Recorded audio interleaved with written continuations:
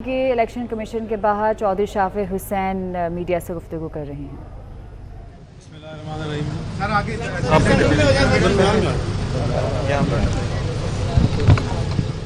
बिस्मिल्लाहिर्रहमानिर्रहीम। बहुत ही तफसीली गुफ्तगू हुई जी अंदर इलेक्शन कमीशन ने। दोनों पार्टियों को उन्होंने बहुत ही तफसील से और बहुत ही डिटेल से सुना। तो अल्हम्दुलिल्लाह हमें यही उम्मीद है कि जी जो भी हक है वही फैसला हो, जो बेहतर है इंशाअल्लाह ताला वही होगा। बहुत शुक्रिया। चौधरी शुजात हुसैन चौधरी शुजात एक और भी चीज़ मैं कहना चाहता हूँ कि जी जो भी फैसला आया हमें मंजूर होगा जी। हमें कोई ना आदत है उस तरह की कि हम अपनी मर्ज़ी के फैसले जब आएँ तो मतलब कहें कि हर चीज़ हर इदारा ठीक है और जब खिलाफ आएँ तो कहें इदारे खिलाफ, मतलब सही नहीं है। तो जो भी फैसला आया हमें कबूल होगा इंशाअल्लाह। मुस्लिम लीग का जिंदाबाद।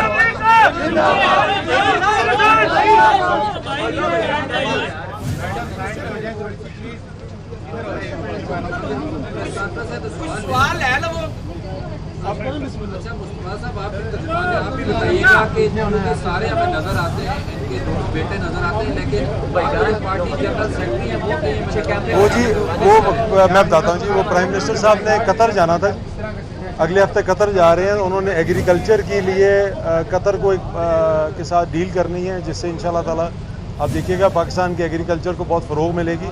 तो आज भी उनकी मीटिंग थी सुबह 9:30 बजे, तो उनको वहाँ जाना पड़ा जी। और डेली मीटिंग्स हो रही हैं क्योंकि 23 तारीख को प्राइम मिनिस्टर ने कतर जाना है, तो इसलिए वो वहाँ मसरूफ़ हैं। इंशाल्लाह बहुत जल्द वो आपको मीडिया में भी आएंगे और आपको आगे इसका, और रोज़ाना आते हैं हमारे पास दोपहर में शाम में, और इस पर तफसीली गुफ्तगू भी होती है उनसे। तो ऐसी बिल्कुल कोई बात नहीं। और कोई है जी? मैंने पिछली दफ़ा भी आपको यही कहा था कि जी हमारी तरफ से तो हमेशा ही दरवाजे भी खुले हैं, खिड़कियां भी खुली हुई हैं बल्कि।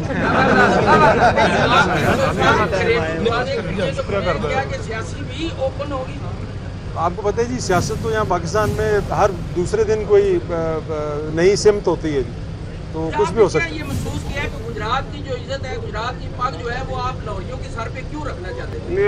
लाहौरियों या गुजरात की बात नहीं है, बात जो है हक और सच की है, ठीक है। इसमें कोई हमें कोई अना का मसला नहीं हमें। बहुत शुक्रिया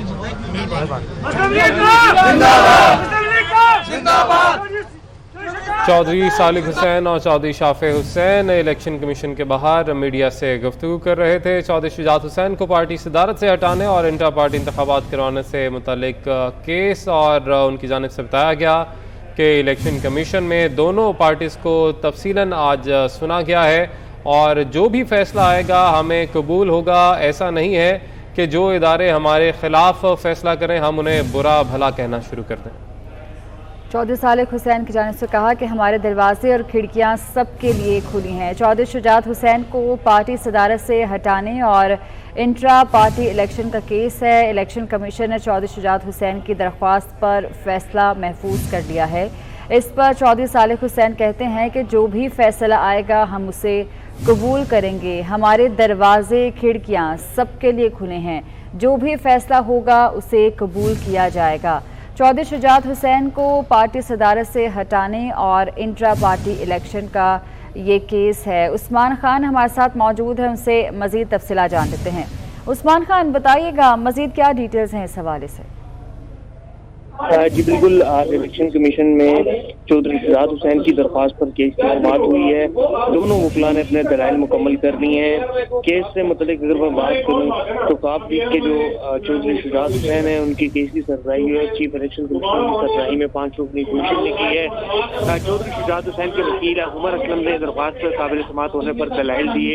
उन्होंने कहा कि पार्टी की सदारत सिर्फ इस्तीफा या मौत की सूरत में छोड़ी जा सकती है। पार्टी सदारत से मुतल्लिक केस इलेक्शन कमीशन के दायरे इख्तियार में आता है। सिर्फ सेंट्रल वर्किंग कमेटी के अहदेदार को खराब ताजीबी कार्रवाई का हक हासिल है। सेंट्रल वर्किंग कमेटी तश्कील ही नहीं दी गई तो किस तरह की शख्स को पार्टी से हटाया जा सकता है। चौधरी शुजात हुसैन के वकील उमर असलम ने कहा कि दूसरे ग्रुप वफाक लीग पंजाब के दफ्तर पर कब्जा कर लिया है, हमें पार्टी रिकॉर्ड तक रिसाई नहीं दी जा रही। कहा गया कि सेंट्रल वर्किंग कमेटी के इजलास में 83 अरकान ने शिरकत की है। क्या इन सियासी अरकान की फहरिस्त इलेक्शन कमीशन में जमा करवाई गई है? जब सेंट्रल वर्किंग कमेटी की तश्कील ही नहीं हुई तो पार्टी इलेक्शन कमीशन कैसे वजूद में आ गया है? जबकि जो चौधरी शुजात हुसैन के वकील है उन्होंने मजीद कहा कि दूसरे ग्रुप के जमा करवाए के जवाब में तजाद है। एक जगह लिखा है कि चौधरी शुजात की सियासत इस काबिल नहीं थी कि वो सदारत करे, दूसरी जगह लिखा है कि उनकी पार्टी के मुफाद के खिलाफ है। इंटरा पार्टी इंतखाबात करवाना जनरल कौंसिल का इख्तियार है, अगर जनरल कौंसिल चाहे तो ये इख्तियार सेंट्रल वर्किंग कमेटी को दे सकती है। हमारी इत्तला के मुताबिक जिस सेंट्रल वर्किंग कमेटी का इजलास हुआ है 21 अरकान शरीक थे, सीधे का कोरम 40 अरकान पर मुश्तमिल होता है। जबकि चौधरी शुजात के वकील ने मजीद कहा कि इस हवाले से जो है वो हमारे तहफ़्फ़ुज़ात हैं। जबकि कामिल अली आगा के वकील ने दलाइल देते हुए कहा कि किसी सियासी जमात के इंतखाबात के हवाले से इलेक्शन कमीशन का अख्तियार नहीं है। दरख्वास्त गुजार को ऐसे फोरम पर जाना चाहिए जहाँ शवाहिद रिकॉर्ड किए जा सके। परवेज मलिक इलाही के जो वकील है उन्होंने दलाइल देते हुए कहा कि पार्टी आइन के मुताबिक सेंट्रल वर्किंग कमेटी 200 अरकान पर मुश्तमिल होती है। 5 रुकनी पार्टी इलेक्शन कमीशन बनाने का इख्तियार CWC का है। पार्टी अहदेदार को हटाने या इलेक्शन के फैसले के खिलाफ पार्टी कौंसिल से रजू करना चाहिए था। इलेक्शन कमीशन ने हमें इंटर पार्टी इंतखाबात से रोका है। इंतखाबात पार्टी का अंदरूनी मामला है, लेकिन हमने इलेक्शन कमीशन के हुक्म की फिर भी तामील की है। चीफ इलेक्शन कमिश्नर ने इस मौके पर कहा कि आप कमीशन की बात ना मानते तो करवा लेते इंतखाबात। वकील परवेज इलाही ने कहा हमारी क्या जरूरत है, हम कमीशन की बात मानने से इनकार करते। इलेक्शन कमीशन चौधरी शुजात की दरख्वास्त मुस्तरद करे, ये वकील परवेज इलाही ने मुतालबा किया। जबकि जो तीनों वकला है चौधरी शुजात हुसैन के और वज़ीर आला पंजाब चौधरी परवेज इलाही और कामिल अली आगा, तीनों वकला ने अपने दलाइल मुकम्मल कर लिए। दलाइल मुकम्मल करने के बाद जो है वो इलेक्शन कमीशन ने चौधरी शुजात हुसैन की दरख्वास्त पर जो केस था उसका फैसला महफूज कर लिया है। क्योंकि महफूज फैसला जो है वो आज या फिर आइंदा किसी भी रोज सुनाया जा सकता है। ठीक है, बहुत शुक्रिया आपका उस्मान खान।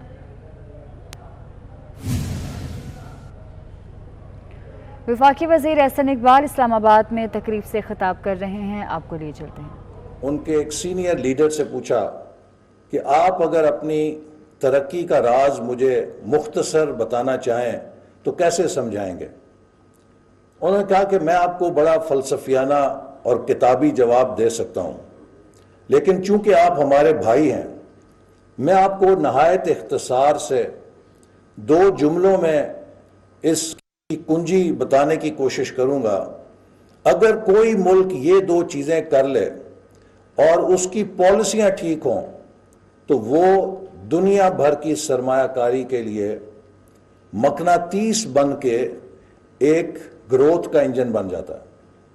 उन्होंने कहा कि पॉलिटिकल स्टेबिलिटी, सोशल सॉलिडारिटी और कंटिन्यूटी ऑफ पॉलिसीज, ये 3 चीजें कि अगर आपके मुल्क में सियासी इस्तेकाम नहीं है, अगर आपके मुल्क में समाजी वहदत नहीं है और अगर आपके मुल्क में पॉलिसीज का तसलसल नहीं है तो आप 22 करोड़ लोगों को हाजी, नमाजी, परहेजगार बना के कितना दुनिया का ईमानदार तरीन बना के बिठा दें, 1 इंच मुल्क आगे नहीं चलेगा। जिन मुल्कों ने तरक्की की है उन्होंने पॉलिटिकल स्टेबिलिटी अपनाई है, उन्होंने अपने सोसाइटी के अंदर हार्मनी पैदा की है और उन्होंने अपने पॉलिसीज के तसलसल को यकीनी बनाया है। अगर हम मईशत को T10 या T20 के फॉर्मेट में खेलना चाहेंगे तो हम कहीं नहीं पहुंचेंगे। इक्तसादी तरक्की को टेस्ट मैच की तरह ही खेला जाता है। जैसे कि टेस्ट मैच में जब कोई सेंचुरी बनाता है तो उसके लिए कहते हैं कि you have to craft your innings, बड़े तहम्मुल के साथ आपको you have to choose your shots. लेकिन जब आप T10 या T20 खेलते हैं तो फिर तुक्कों के ऊपर खेलते हैं। सो तुक्के कुछ देर के लिए तो चलते हैं but not over long period of time. तो I think it is about time कि we are at a very critical juncture. 75 years anniversary है और मैं हर जगह ये बात कहता हूं कि मेरे लिए एक बड़ी पर्सनल पेन है कि जब 1997 में मैं पहली दफा हुकूमत में शामिल हुआ तो मैंने विजन 2010 पे काम किया कि क्यों नहीं मलेशिया की तरह हम भी मुल्क बना सकते। 2 साल में मार्शाल्लाह वो उठा के बाहर गया विजन। 2013 में फिर विजन 2025 पे काम किया कि क्यों नहीं हम भी दुनिया की तरह प्लान करके चल सकते, और 5 सालों में हम उस पर चल पड़े। 2017 में प्राइस वाटर हाउस कूपर्स ने कहा कि पाकिस्तान अगर इसी रफ्तार से चला तो 2030 तक it will be in the top 20 economies. 2018 में उठा के वो बाहर फेंक दिया, फिर डिसकंटिन्यूटी हो गई, सब पॉलिसी चेंजेस रिवर्सल्स हो गई। तो आज उसका नतीजा हम भुगत रहे हैं कि हम कहाँ खड़े हैं कि हम सारी दुनिया से कि जी आप कर्जा रोल ओवर कर दो, आप थोड़ा हमें और ये सहूलत दे दो। ये तो एक खुददार कौम के लिए इस किस्म की चीज़ें नहीं हैं। जो हकीकी आज़ादी है उसका इस्लामाबाद में वफाकी वज़ीर मनसूबाबंदी एहसन इकबाल तकरीब से खिताब कर रहे हैं। PTI रहनुमा शहबाज गिल का CT स्कैन मुकम्मल किया गया है, वापस कार्डियोलॉजी वार्ड उन्हें शिफ्ट कर दिया गया है। अस्पताल ज़राए के मुताबिक शहबाज गिल की तबीयत तसल्ली बख्श है, दिल की तकलीफ नहीं है। शहबाज गिल के दिल की धड़कनें रात तेज़ थीं, दोबारा ECG की जाएगी। मज़ीद बात करेंगे हमारे नुमाइंदे किफ़ायत अली शाह से। जी किफ़ायत बताएगा, मेडिकल चेकअप किया गया है, क्या तफसीलात सामने आ पाई अभी तक? जी बिल्कुल, गुज़श्ता रात जब शहबाज गिल को प्रेम अस्पताल मुंतकिल किया गया है तो यहाँ पर जो प्रोफेसर का बोर्ड है 5 रुकनी वो तश्कील दिया गया था ताकि इनका जो है मुआयना किया जा सके। रात को भी जो है वो मुआयना किया गया, ताम इनके दिल में जो है वो तकलीफ तो नहीं थी, ताम इनका कहना था कि डॉक्टर का कि बोझ महसूस किया है इनका, जबकि इन बेचैनी बढ़ने से भी जो है वो दिल की धड़कनें तेज हो जाती हैं। तो दिल की धड़कनें जो है गुज़श्ता रात तेज थी। आज जो है वो CT स्कैन किया गया है, चूंकि इनको प्रीम्स अस्पताल के कार्डियोलॉजी वार्ड में जो है वो रखा गया है, कार्डियक सेंटर में रखा गया है, और आज ECG के लिए और CT स्कैन के लिए इन्हें दोबारा यहाँ से जो है वो दूसरे वार्ड में मुंतकिल किया गया है। इस मौके पे भी जो है वो पुलिस की भारी नफरी मौजूद थी और इनको पुलिस की मदद से ही एक वार्ड से दूसरे वार्ड में शिफ्ट किया गया था, जहाँ पर जब इनका CT स्कैन किया गया और अब दोबारा इन्हें कार्डियोलॉजी वार्ड में जो है वो मुंतकिल कर दिया गया है। शहबाज गिल के दोबारा टेस्ट भी किए गए हैं। इसके अलावा डॉक्टर का कहना है कि शहबाज गिल की तबीयत जो है अभी तसल्ली बख्श है। शहबाज गिल को दिल की तकलीफ नहीं है, ये डॉक्टर का कहना है, और उनका ये कहना है कि बेचैनी बढ़ने से भी दिल की धड़कनें तेज हो जाती हैं, बेचैनी बढ़ने से सांस लेने में भी मुश्किल होती है। तो बहरहाल आज जो है वो दोबारा ECG जो है वो की गई है। अब देखते हैं कि क्या रिपोर्ट आती हैं, डॉक्टर्स क्या इस हवाले से अपनी राय मुरतब करते हैं। जी ठीक है, बहुत शुक्रिया, आपने अपडेट किया किफ़ायत। बगावत के मुकदमे में शहबाज गिल के दोबारा जिस्मानी रिमांड के खिलाफ दरख्वास्त पर समाअत शुरू। इस्लामाबाद हाई कोर्ट के कायम मकाम चीफ जस्टिस आमिर फारूक समाअत कर रहे हैं। अदालत ने पुलिस को नोटिस जारी करके 3 बजे तक तलब कर लिया है। सुपरिटेंडेंट अडियाला जेल को भी 3 बजे इस्लामाबाद हाई कोर्ट तलब किया गया है। आपको अपडेट कर रहे हैं, बगावत के मुकदमे में शहबाज गिल के दोबारा जिस्मानी रिमांड के खिलाफ दरख्वास्त पर समाअत शुरू हो गई है।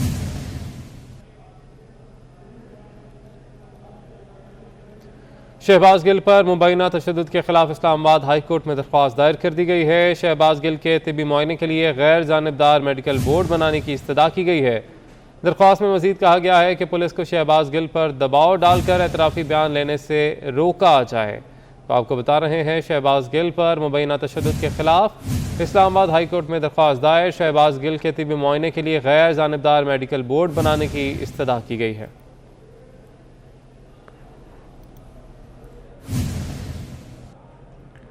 इमरान खान FIA को हिसाब देने को तैयार नहीं है, मगर माजी में वो इमरान खान खुलफा राशिदीन की मिसालें देते थे कि वो अवाम को जवाब देते, कहते थे कि हुक्मरान कानून से ऊपर नहीं। आपको अवाम के सामने एहतसाब के लिए प्रेजेंट करते थे। हजरत उमर मस्जिद में खड़े थे, आम आदमी ने पूछा ए उमर किधर से कपड़े लिए? जवाब दिया उन्होंने कि हाँ जी मैंने ये मेरे बेटे से पैसा लिया। यानी कि हुक्मरान कानून से ऊपर नहीं, और वो जवाबदेह भी है। आज मगरिब में उनके सारे डेमोक्रेसीज के अंदर लीडर्स जवाबदेह हैं, अवाम को जवाबदेह हैं कि अगर वो बताएं कि उनको पैसा किधर। तहरीक इंसाफ के रहनुमा भी शहबाज गिल के खिलाफ बोल पड़े। सेनेटर फैसल जावेद का कहना था कि शहबाज गिल को बयान हरगिज नहीं देना चाहिए था। शहबाज गिल के खिलाफ कार्रवाई करें, जरूर करें।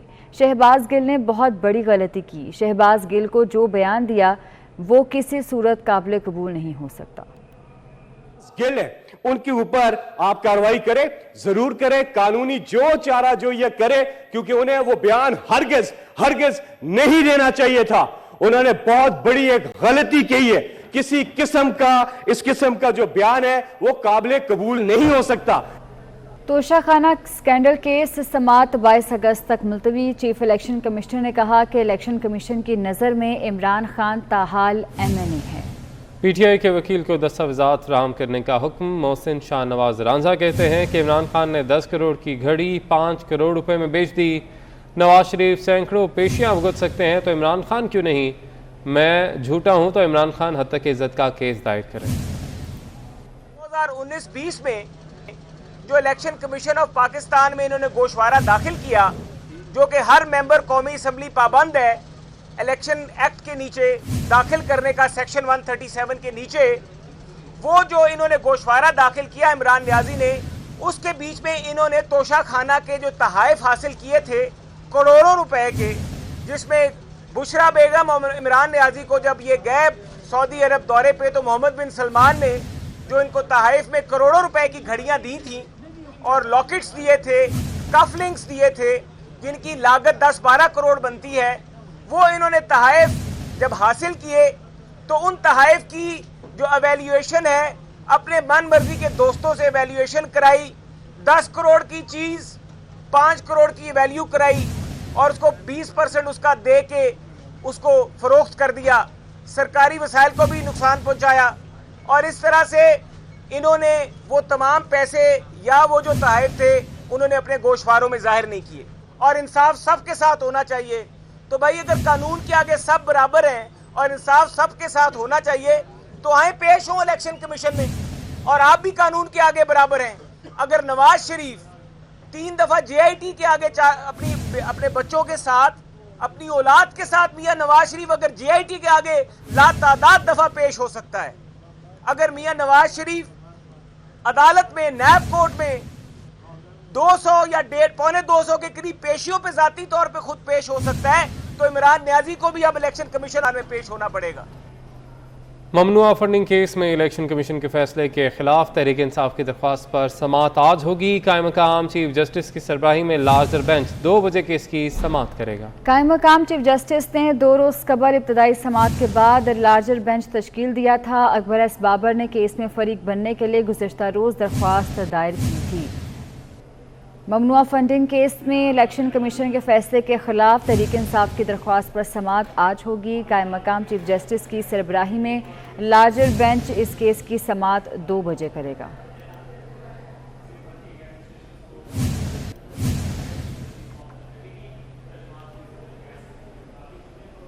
तहरीक इंसाफ के चेयरमैन इमरान खान के NA 22 से कागजात नामजदगी चैलेंज किए गए हैं। मर्दान से ताल्लुक़ रखने वाले शहरी अली हैदर जोशी एडवोकेट ने इलेक्शन कमीशन में दरख्वास्त जमा करा दी है। दरख्वास्त में कहा गया है कि इमरान खान से फॉरेन फंडिंग केस और तोशाखाना की तहफ़ की तफसीलात जमा नहीं कराई। तो आपको बता रहे हैं तहरीक इंसाफ के चेयरमैन इमरान अहमद खान न्याजी के NA 22 से कागजात नामजदगी चैलेंज किए गए हैं। मर्दान से ताल्लुक़ रखने वाले शहरी ने इलेक्शन कमीशन में दरख्वास्त जमा करा दी है। दरख्वास्त में कहा गया है कि इमरान खान ने फॉरेन फंडिंग केस और तोशाखाना की तहफ़ की तफसीलात जमा नहीं कराई। कराची के मुख्तलिफ इलाकों में सुबह से ही बूंदाबांदी का सिलसिला जारी है। महकमा मौसमियात के मुताबिक आज भी कहीं हल्की और कहीं तेज़ बारिश का इम्कान है। आदिया नाज से मज़ीद अहवाल जान लेते हैं। आदिया, बताइएगा क्या बताना है महकमा मौसमियात का? मौसम की अगर बात करें तो वक्फे के साथ इस वक्त सुबह से ही बूंदाबांदी का सिलसिला जारी है। मुख्तलिफ इलाकों से इत्तलात आ रही हैं जहां पर बूंदाबांदी और हल्की फुहार जो है वो जारी है, जबकि कल शाम में जो बारिश का सिलसिला शुरू हुआ था वो रात गए तक जारी रहा। यही वजह है कि इस वक्त कराची का मौसम जो है वो खुशगवार है। कराची में समंदरी हवाएँ कल से बहाल हैं। आज भी जनूब मगरबी सिमत से हवा चल रही है। इसकी रफ्तार 10 से 12 नॉटिकल माइल बताई जा रही है, जबकि जो कम से कम दर्जा हरारत था 26.5 डिग्री सेंटीग्रेड रिकॉर्ड हुआ। मैक्सिमम टेम्परेचर के हवाले से महकमा मौसमियात ने बताया कि 32 डिग्री सेंटीग्रेड तक जा सकता है। मौजूदा दर्जा हरारत 28 डिग्री सेंटीग्रेड है। हवा में नमी का तनासुब 88% है। जबकि आज के हवाले से ये अपडेट है कि शहर के मुख्तलिफ इलाकों में वक्फे के साथ कहीं हल्की, कहीं तेज़ और कहीं दरमियाने दर्जे की बारिश का सिलसिला जो है वो जारी रहेगा। आज 18 अगस्त है और 19 अगस्त तक ये सिलसिला जो है वो जारी रहेगा, यानी कि कल तक। इसके अलावा इस वक्त जो मानसून का हवा का कम दबाव है वो मशरक़ी सिंध में बरकरार है, वहाँ मौजूद है। यही वजह है कि कराची में भी इसके असरात हैं और सिंध के मुख्तलिफ इलाकों जिनमें थरपारकर, शहदादकोट, और इसके अलावा हैदराबाद और कराची में मुख्तलिफ इलाकों में जो है वो हल्की और तेज़ बारिश का इम्कान है। गरज चमक के साथ मूसलाधार बारिश का इम्कान भी जाहिर किया गया है। यही वजह है कि समंदर में भी तुग़यानी की कैफियत है और महकमा मौसमात की जानिब से माहीगीरों को हिदायत जारी की गई हैं कि सिंध और बलूचिस्तान के समंदर में जाने से जो है वो गुरेज करें। कोई भी नाखुशगवार वाक़या जो है वो रुनुमा हो सकता है और ये हिदायत 19 अगस्त तक के लिए। ठीक है, बहुत शुक्रिया आपका। डॉलर की कीमत में कमी पर टोयोटा और सुजुकी के बाद होंडा ने भी गाड़ियों की कीमतों में कमी की है। होंडा सिटी, सिविक और BRV की कीमतों में 2,80,000 रुपये से लेकर 5.5 लाख रुपए तक की कमी कर दी गई है। बिल्कुल, आपको अपडेट कर रहे हैं। मजीद जानेंगे हमारे नुमाइंदे सईद अहमद सईद से। जी सईद, आगाह कीजिएगा। जी बिल्कुल, डॉलर में वाज़ेह कमी के बाद टोयोटा सुजुकी के बाद होंडा ने भी गाड़ियों की कीमतों में कमी है वो कर दी है और होंडा सिटी MT 1.2 की कीमत में 2,80,000 रुपये कमी के बाद नई कीमत जो है वो 37,69,000 रुपये है वो मुकर्रर की गई है। और नोटिफिकेशन के ही मुताबिक होंडा सिटी CVT 1.2 की कीमत में 3 लाख रुपये कमी के बाद नई कीमत है वो 38,99,000 रुपये है वो मुकर्रर की गई है। और होंडा सिटी एक्सपायर्ड 1.5 की कीमत में 3,10,000 रुपये कमी के बाद नई कीमत है वो 42,99,000 रुपये है वो मुकर्रर की गई है। और होंडा BRV की कीमत में 3,60,000 रुपये है वो कमी की गई है, जिसके बाद नई कीमत जो है BRV की वो 49,39,000 रुपये है वो मुकर्रर की गई है। होंडा सिविक 1.5 जो है उसकी कीमत में 3,60,000 रुपये कमी के 4,50,000 रुपये कमी के बाद नई कीमत है वो 63,49,000 रुपये, जबकि होंडा टर्बो RS 1.5L की कीमत है 5,50,000 रुपये कमी के बाद नई कीमत है 75,49,000 रुपये। ठीक है, बहुत शुक्रिया सईद अहमद सईद, आपने अपडेट किया। बहरास्त लिए चलेंगे। सेनेट का इजलास जारी है। शरी रहमान इस वक्त इजहार ख्याल कर रही हैं। बदतरीन तबाहकारियाँ सैलाबों की आई हुई हैं। क्लाइमेट रियासत चेंज के हवाले से जो भी हवाला हो, जो तबाहकारी हम देख रहे हैं में सिंध में और राजनपुर और DG खान में तो कल 2 दिन से सैलाबी रेले आए हैं। 555 ऑलमोस्ट लोग इवैक्यूएट हो गए। वहाँ पाक फौज जिसके खिलाफ आप ट्रेंड्स चलाते हैं जब उनकी शहादतें होती हैं, वहाँ पाक फौज इस वक्त लोगों को इवैक्यूएट कर रही है। 540 555 तक मुझे अभी फिगर आया उन्होंने इवैक्यूएशन जरूरी है। सबकी जानें इस वक्त बची हैं अल्लाह के फजल से, लेकिन हमारे ट्रूप्स इस वक्त वहाँ इवैक्यूएशन में बिजी हैं। और आपकी वहाँ पंजाब में हुकूमत है, आपने 100 वहाँ IG पुलिस अफसरान बदले हैं। किसके लिए? किसको बचाने के लिए? सिर्फ अपनी सियासत बचाने के लिए। ये नहीं कि वहाँ औरतों को पकड़ धकड़ करके उनके बाल शेव किए जा रहे हैं। मैंने टीवी पे देखा है, उसके लिए तो कुछ नहीं हुआ कि उसको जबरदस्ती शादी की कराई जा रही थी। पूरे दिन कल टीवी पे चला, उसकी जबरदस्ती शादी की कराई हुई थी शादीशुदा मर्द से, और उसने कहा मैं ना करती हूँ तो उसके बाल उन्होंने उड़ा दिए, उसकी भवें उड़ा दी। उसके लिए तो कोई चेंज नहीं हुआ। 100 अफसरान फौरन अदियाला जेल से वहां तक फौरी यूं चेंज हुए हैं अपनी सियासत की बचत के लिए। आपके जो जलसे हो रहे हैं, आप कहते हैं कि हम ये कर देंगे, खून खराबा करेंगे। सबको हक है जी जमहूरी पाकिस्तान में अपने पुरअमन जलसे करें, जुलूस करें, कोई परेशान नहीं होता। लेकिन आप धमकी ना दें पाकिस्तान को कि हम उल्टा कर देंगे, ये कर देंगे, वो कर दें। आप किसी को ये नहीं कहेंगे कि हम खून खराबा करेंगे। आप देख लें, आप कहते हैं ना लॉन्ग मार्चेस करेंगे। कौन सा लॉन्ग मार्च आपने किया? आप कर नहीं पाए लॉन्ग मार्च। लॉन्ग मार्च तो पीपल्स पार्टी ने किया, चेयरमैन बिलावल भुट्टो जरदारी। अगर लॉन्ग मार्च करना है तो एक गमला नहीं उसमें हिला ना टूटा, एक पत्ता नहीं फड़का, वो होता है लॉन्ग मार्च। क्यों आप पीछे मुड़ जाते हैं? हम कह रहे हैं ना, करने की जुर्रत करें, सकत करें। आपको जमहूरी सियासत करनी है बगैर किसी बेसाखी के, तो आए मैदान में करें। क्यों नहीं करते? फिलहाल तो आपने मुल्क को एक झूठ के परिंदे में, मखमसे में कोशिश की हुई है, मफरूजी बयानिए में फंसाने की कोशिश की हुई है। वो क्या है मैं अभी फिर बताती हूँ कि आप 27 मई को, मई था या मार्च था, आप खड़े थे वो खत लहराते हुए कि जी हमारे साथ ये हुआ, हमारे साथ अमेरिका में साजिश हुई, हमारी हुकूमत को गिराने की बात हुई। वो मेमो आज तक किसी को नजर नहीं आया। शेयर कर देते ना आप मुल्क से अगर ऐसी बात थी। फिर आपने नहीं, उससे थोड़े दिन बाद और पहले आपने क्या किया? आप फॉरेन ऑफिस तो ना के ना, आपके अपने वजीर थे, उन्होंने कहा हमारे जेब में रखा है लहराया था नहीं आपके वजीर थे माशाल्लाह से। आप ओन क्रॉस टॉक मेरा इधर बात आप डिसोन कर रहे हैं, आपकी मर्जी, आप डिसोन कर रहे हैं, आपकी मर्जी। लेकिन बात सिंपल सी है, ना सिर्फ आपने उसके बाद यानी हालिया में उसी अमेरिका से आके लॉबीज फर्म के साथ कॉन्ट्रैक्ट साइन किया, लेकिन सेनेट का इजलास जारी है, आपको बराह रास्त दिखा रहे थे। आगे बढ़े और आपको बताएं कि एप्पल का नया आईफोन 14 प्रो आइंदा माह 7 सितंबर को लॉन्च होगा। नई खुसूसियात का हामिल ये महंगा तरीन मोबाइल फ़ोन सितंबर के आखिर में सार्फिन को दस्तयाब होगा। मारूफ अमरीकी कंपनी एप्पल ने अपने नए आईफोन 14 प्रो को मार्केट में लाने का फैसला कर लिया। नए आईफोन सितंबर के पहले हफ्ते में लॉन्च होगा। आईफोन 14 प्रो में जदीद तरीन कैमरा और फास्ट चिप इंस्टॉल की गई है। फ़ोन 5G और दीगर इजाफी खुसूसियात का भी हामिल होगा, जिससे सार्फिन पहली बार इस्तेफ़ादा हासिल करेंगे। नए आईफोन की कीमत तकरीबन 4,60,000 रुपये होगी। PTA टैक्स के 1 लाख रुपये शामिल होने से पाकिस्तानी मार्केट में इसकी मजमूई कीमत तकरीबन 5,60,000 रुपये होगी।